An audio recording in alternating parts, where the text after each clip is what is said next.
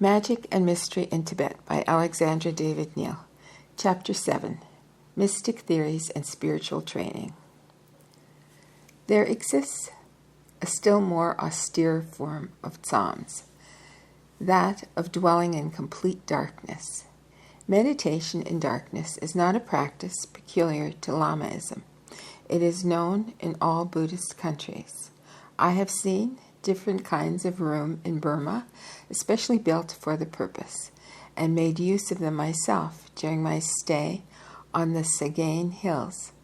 But while Burmese and other Buddhist monks only spend a few hours at a time there, certain Tibetan ascetics bury themselves for years,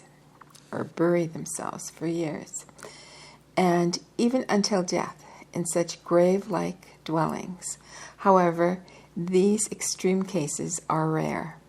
When complete night is desired and the sojourn in the Tsang Kong is to be long, the latter is often established in a grotto or a partly underground building, ventilated by chimneys constructed in such a way that they do not allow the light to penetrate into the recluse's cell. This, however, is very seldom done. Usually the dark hermitage is aerated in a natural and indeed very imperfect way through fissures and the like. Though these must perforce admit some light, together with air, that light often seems of a purely theoretical kind, for in some of these obscure abodes it's impossible to distinguish any object.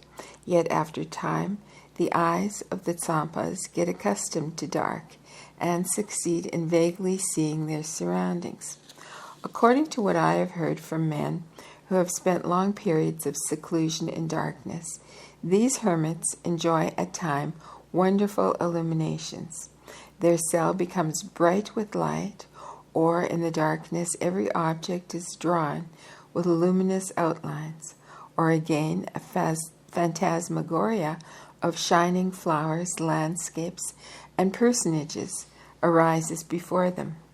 Optic phenomena of that kind are certainly common, for they've also been described to me in Burma by bhikkhus, Bhikkus, who practiced meditation in darkness. And I suppose that everybody has seen something of that kind at night. Tibetans see in this way of testing the degree of fixity attained by the mind. The kaleidoscopic mirage is considered by them as entirely subjective. It is, they think, caused by the uncontrolled agitation of the mind. When the latter is brought near stillness, the phantasmagoria vanishes.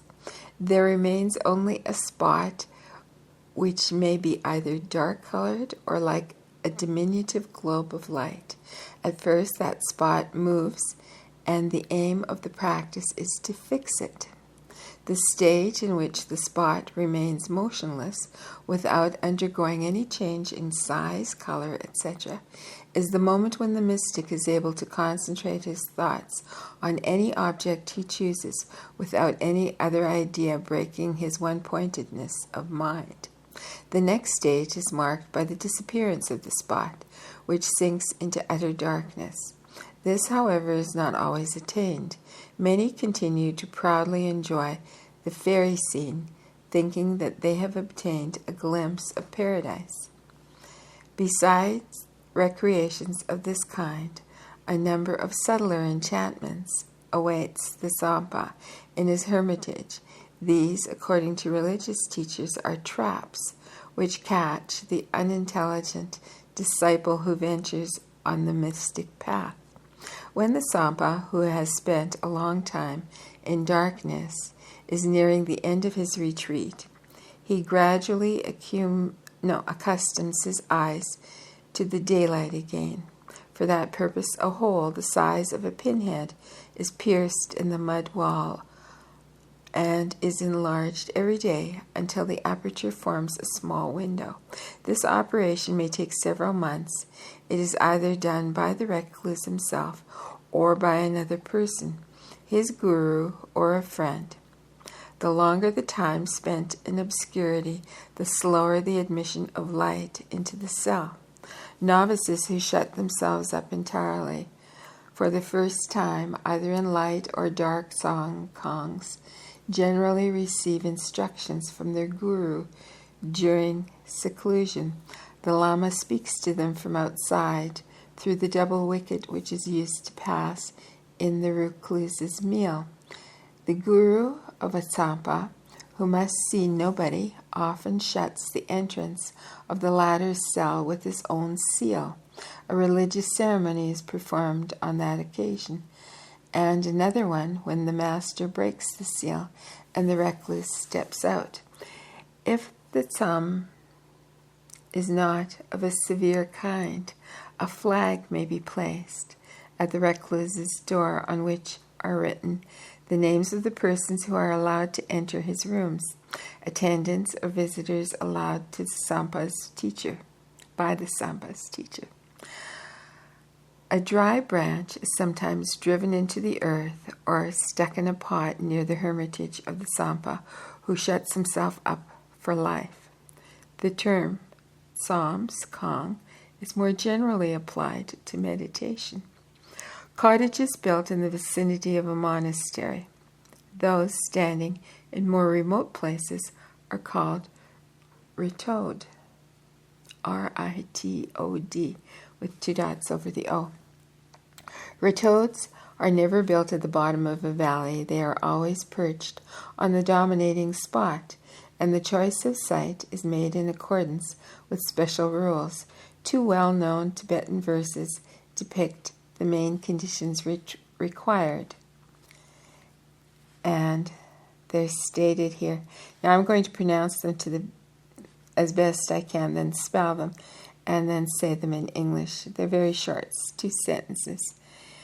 Gyab ritag dun rituo. GYABRIITAG DUNRIITSO. And this means the mountain rock behind, the mountain lake in front. That is to say that the hermitage should be built on the hillside with a background of rocks, or better still against the rock itself, looking down on a lake or at least a stream. Various other regulations have been laid down in accordance with the requirements of peculiar spiritual and psychic trainings. Some such dwellings must permit,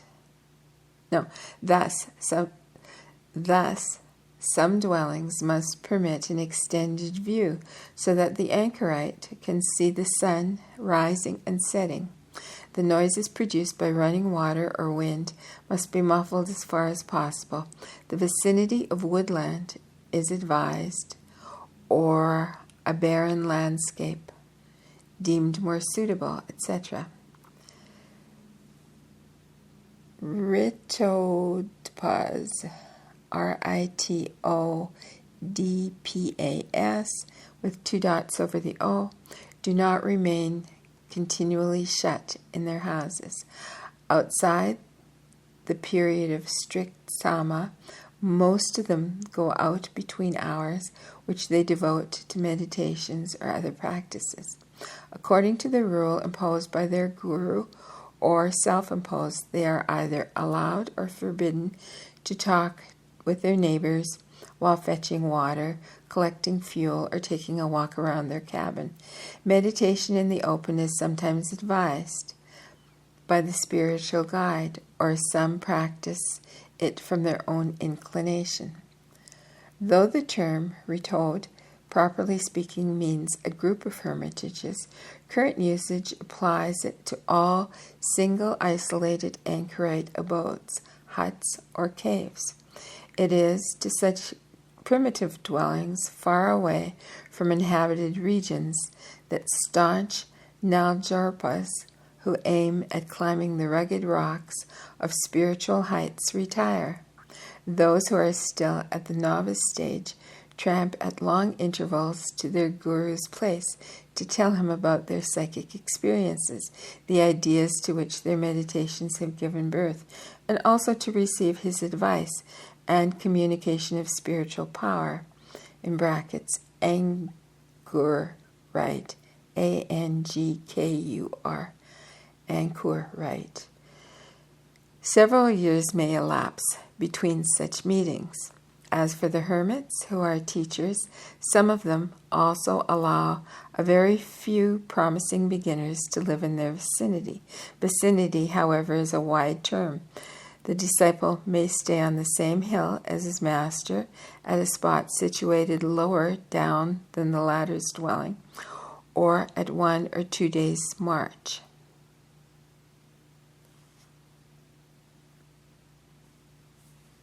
And I'm going to pause here and continue next time. Till soon.